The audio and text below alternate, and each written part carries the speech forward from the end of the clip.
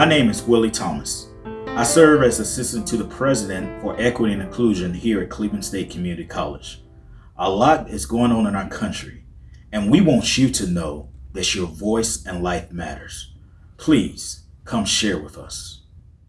In contributing to this series, I cannot speak to experience. My experience as a white woman is going to be markedly different from the experiences of someone who looks very different from me or has had very different lived experiences than mine. But what I can speak to is what I think this moment is calling on all of us to do. And it's not calling on us to justify things, to explain things away, to ignore tension when it crops up. It's calling on us to sit with that tension, to sit with that discomfort. Right? And to put that long arc of the universe that Dr. Martin Luther King Jr. argued bends towards justice ahead of our own need to be comfortable or right. So often lately I'm hearing the name of Dr. King invoked as this kind of unifying voice from the civil rights movement. And to many people, he really was. But it's important to contextualize the version of Dr. King that we have today in 2020 with the version of Dr. King that was portrayed by the primarily white media of the 1960s.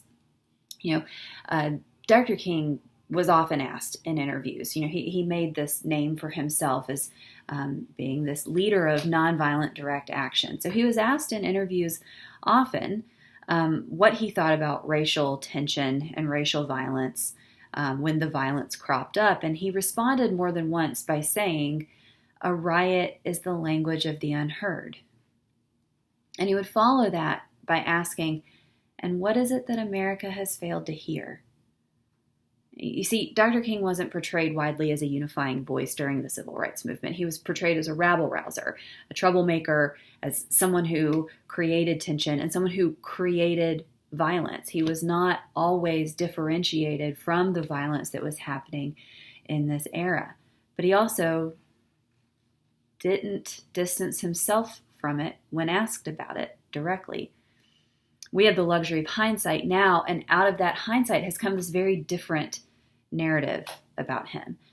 And with that in mind, I think it's important to note that in his letter from Birmingham jail, he argues that, quote, "Our greatest stumbling block is not the white citizens counselor or the Ku Klux Klanner, but the white moderate, who is more devoted to order than to justice, who prefers a negative peace, which is the absence of tension, to a positive peace, which is the presence of justice, who constantly says, 'I agree with you in the goal you seek, but I cannot agree with your method of direct action,'" end quote.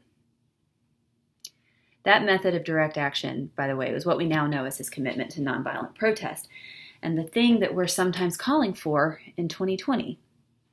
But that civility, that moderation that we see in his movement now, we didn't respect it then either. Because as Dr. King pointed out, it revealed the tension that was always present. So if we're going to revere him as this unifying voice in the fight for justice, we have to look directly at two facts. One, this is not the view of Dr. King that we've always had. In the 1960s, the nonviolent direct action that he led was seen often as justification for other leaders, like Bull Connor, to authorize the use of fire hoses and police dogs against nonviolent demonstrators. These things that 40, 50, 60 years down the road may seem fairly reminiscent of the rubber bullets and tear gas that we're hearing about on the news right now. And number two, we have to look directly at the fact that his message was never about civility. It was about listening to voices that have been silenced for too long, even when it makes us uncomfortable. His message was about being willing to sit with tension and letting it affect us in big ways. It was about admitting our wrongs, whether they be wrongs of action or language or perception, and to fight to correct them. To put that long arc towards justice over our individual need to be right.